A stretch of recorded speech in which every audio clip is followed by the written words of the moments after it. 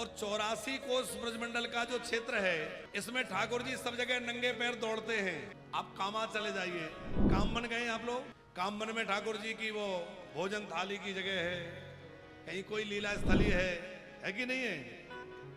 तो ठाकुर जी पूरे ब्रज 84 कोस में गैयाओं के पीछे, बछड़ाओं के पीछे, सखाओं के संग में खूब खेले। और केवल नंगे चरण दौड़े हों सो नहीं है, खेलते खेलते लाला कभी कभी रज में लौट भी जाते हैं। यशोदा जी से कहते हैं, मैया यदि तूने मेरे को चंदा नहीं दिया, चंदा रूपी खिलौना नहीं दिया, जय हो लोट आवही धरणी पर, जय हो लोट आवही धरणी पर, तेरी गोद न आई हो, तेरी गोद न आई हो। हरी मैया में तो चंद्र ना लई हो मैया। अब मैया जब कोई वस्तु नहीं दे पाती तो लाला लेट जाते हैं, जैसे छोटे बच्चे लेट जाते हैं ना। अब आप बताओ, क्या ये सौभाग्य बैकुंठ को प्राप्त है? बैकुंठ में ये संभव नहीं है। अच्छा, बैकुंठ में लक्ष्मी जी ठाकुर जी के चरण दबाती हैं, और वृंदावन में हमारे ठाकुर जी राधा जी के चरण दबाते हैं। बैठ पलोटत राधिका पायन, किसी ब्रज कुंज में बैठ करके और ठाकुर जी श्री जी के चरण दबाने लगते हैं। आपने ऐसी फोटो नहीं देखी होगी जिसमें राधा जी चरण दबा रही हैं, बल्कि ऐसी फोटो देखी होगी जिसमें श्री कृष्ण राधा जी के चरण दबा रहे हैं। श्री कृष्ण सेवा करते हैं यहाँ तो यहाँ उल्टा हो रहा है कि नहीं? अच्छा, सरल ढंग से समझना हो तो ऐसे समझ लो कि बैकुंठ जो है वो भगवान का ऑफिस है और वृंदावन घर है। तो जब व्यक्ति ऑफिस में रहता है तो अपने पद की गरिमा के हिसाब से रहता है, वो अपनी उस पोस्ट की गरिमा के हिसाब से बैठेगा कि नहीं? लोग मिलने आएंगे तो उसी हिसाब से मिलना पड़ेगा, प्रोटोकॉल रहेगा, सब फॉलो करना पड़ेगा। और जब व्यक्ति घर में रहता है तो क्या वो अपने बच्चों के साथ प्रोटोकॉल में रहता है? अरे आप विचार करो कि कोई व्यक्ति बहुत बड़ा ऑफिसर है और वो ऑफिसर ऑफिस में है, अब वो घर में आ गए और घर में आए तो छोटा बच्चा नाती है, बेटे का बेटा, उसने कहा दादाजी मैं आपके साथ खेलूं, बोले आ जाओ। तो क्या दादाजी मना करेंगे? बल्कि दादाजी खुश होंगे, बच्चा मेरे साथ खेलने तैयार है। अच्छा, खेलते खेलते कई बार बच्चा कहता है दादाजी आप घोड़ा बन जाओ, मैं आपकी पीठ पे बैठूंगा। अब वो 3 वर्ष का बच्चा पीठ पे बैठा है और दादाजी घोड़ा बन गए। तो क्या उनके अधिकार में या उनकी जो ऐश्वर्य है उसमें कोई कमी आ गई?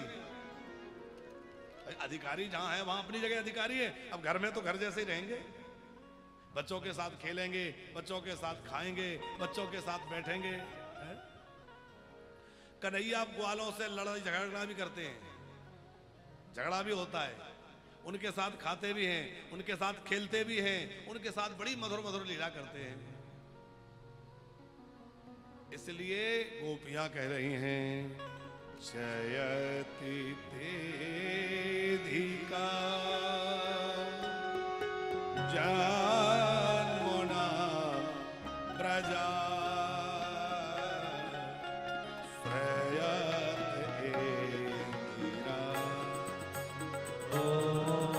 शाश्वता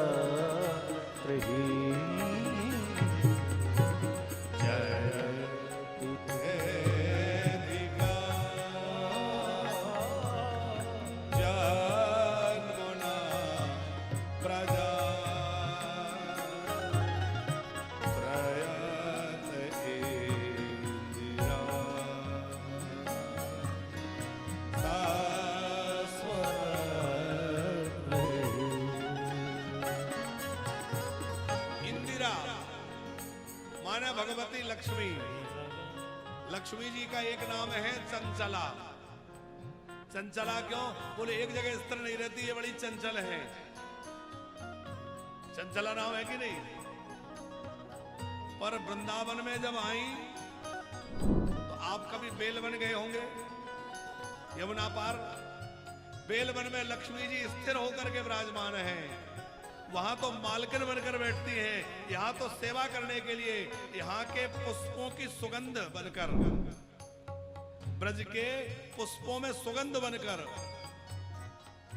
धूल में कण बनकर, रज बनकर, और वह लक्ष्मी व्याप्त है। क्यों? बोले ठाकुर जी के भक्तों की मैं कुछ सेवा करूं। पर ठाकुर जी कहते नहीं, तुम्हारी सेवा की आवश्यकता नहीं है, दूर ही रहो। क्योंकि ये ब्रज बड़ा धन्य है। और रसिकों को क्या चाहिए? रसिकों को धन नहीं चाहिए। रसिकों का धन क्या है? राधा। रसिकों का धन है राधा नाम। रसिकों का धन है हमारे श्यामा श्याम। तो ये वृंदावन रसिकों की भूमि है, रसिकों का धाम है। और ये भैया ब्रज भूमि हमें कथा सुनने को मिली है। इस ब्रज की रज को खूब माथे पर चढ़ाइए। ये ब्रज की रज सामान्य रज नहीं है। या रज को ब्रह्मादिक तरसत सूरज शीस चढ़ाऊं। किशोरी तोरे चरणन की रज पा, किशोरी तोरे चरणन की रज पा। तो काल भी पवित्र है, स्थान भी पवित्र है, दिव्य है, और साधन भी बड़ा श्रेष्ठ है। तो ऐसे श्रेष्ठ सब संयोग भगवान ने बनाए हैं।